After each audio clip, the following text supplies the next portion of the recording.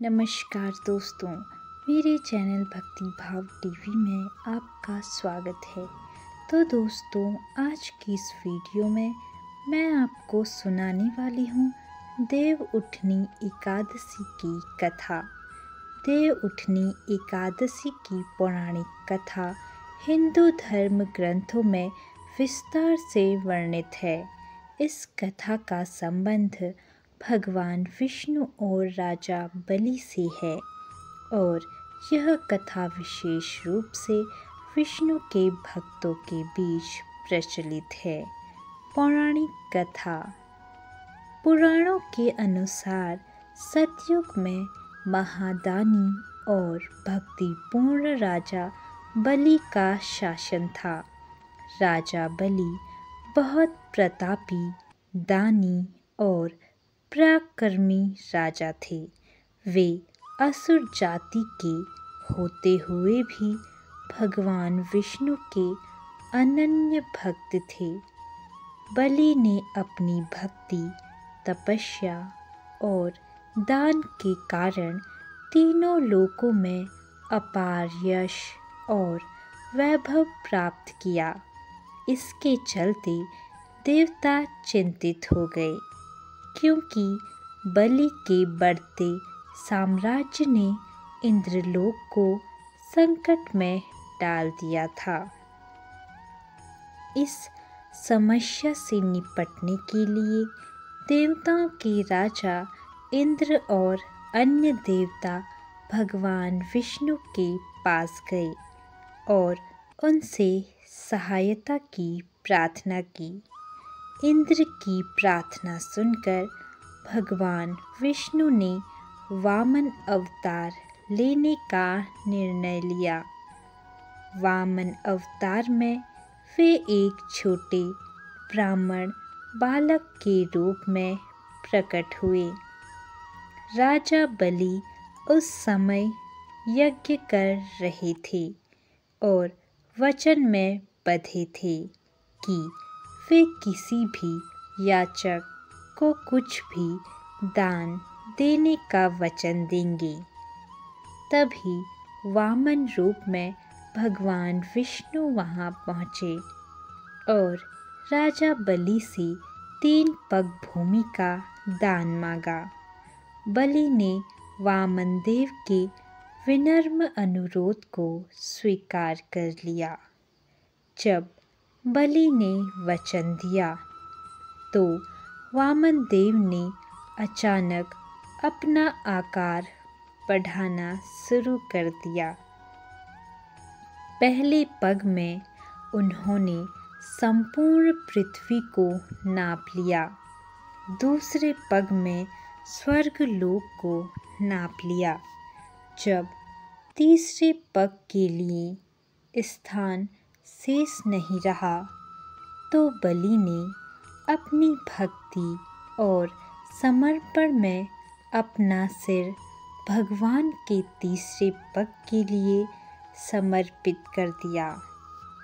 भगवान विष्णु ने राजा बलि की भक्ति और दानशीलता से प्रसन्न होकर उन्हें पाताल लोक का राजा बना दिया और वरदान दिया कि वे सदा उनकी रक्षा करेंगे।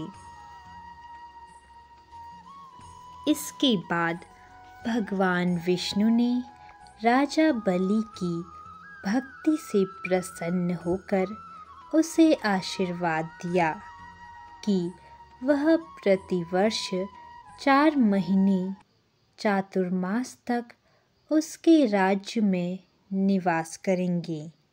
इन 4 महीनों के दौरान भगवान विष्णु योग निद्रा में चले जाते हैं। चातुर्मास की समाप्ति पर देव उठनी एकादशी के दिन भगवान विष्णु जागते हैं और उनके जागने के साथ ही सभी शुभ कार्यों की शुरुआत होती है। देव उठनी एकादशी, जिसे प्रबोधिनी एकादशी भी कहा जाता है। हिंदू धर्म में बहुत महत्वपूर्ण मानी जाती है। यह व्रत कार्तिक माह के शुक्ल पक्ष की एकादशी को रखा जाता है। मान्यता है कि इस दिन भगवान विष्णु 4 महीनों के योग निद्रा से जागते हैं और इसके बाद सभी प्रकार के मांगलिक कार्य जैसे विवाह, गृह प्रवेश आदि शुभ कार्य आरंभ किए जा सकते हैं। पूजन विधि। पहला, प्रातः स्नान करें और साफ वस्त्र पहनें। दूसरा, पूजा स्थल पर भगवान विष्णु की प्रतिमा या तस्वीर स्थापित करें। तीसरा, दीपक जलाएं और भगवान विष्णु का ध्यान करें। चौथा, भगवान विष्णु को पंचामृत, दूध, दही, घी, शहद और चीनी से स्नान कराएं। पांचवा, भगवान को फल, फूल, मिष्ठान आदि अर्पित करें। छठा, तुलसी के पत्ते विशेष रूप से चढ़ाएं क्योंकि यह भगवान विष्णु को अत्यधिक प्रिय है। सातवां, विष्णु सहस्त्र नाम या भगवत गीता का पाठ करें। आठवां, रात भर जागरण करके भगवान विष्णु के भजन कीर्तन करें। नवा, अगले दिन द्वादशी को ब्राह्मण भोजन कराएं और व्रत का समापन करें। व्रत का महत्व। इस व्रत को करने से व्यक्ति के सभी कष्ट दूर होते हैं और उसे मोक्ष की प्राप्ति होती है। माना जाता है कि इस दिन व्रत और पूजा करने से भगवान विष्णु का आशीर्वाद प्राप्त होता है और जीवन में सुख, समृद्धि और शांति आती है।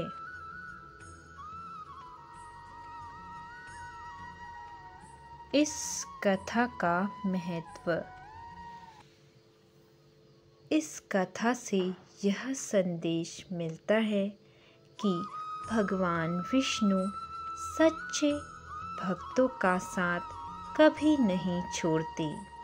देव उठनी एकादशी का व्रत और पूजा करने से मनुष्य के जीवन में सुख, समृद्धि और शांति, मोक्ष की प्राप्ति होती है। इस दिन को विशेष रूप से भगवान विष्णु को प्रसन्न करने के लिए महत्वपूर्ण माना जाता है और यह सभी प्रकार के मांगलिक कार्यों के लिए अनुकूल समय की शुरुआत का प्रतीक है। तो दोस्तों, कैसी लगी आपको यह वीडियो कमेंट करके ज़रूर बताएं और ऐसी ही बहुत सारी कहानियों, कथाओं और जानकारियों को सुनने के लिए मेरे चैनल को सब्सक्राइब करें। धन्यवाद।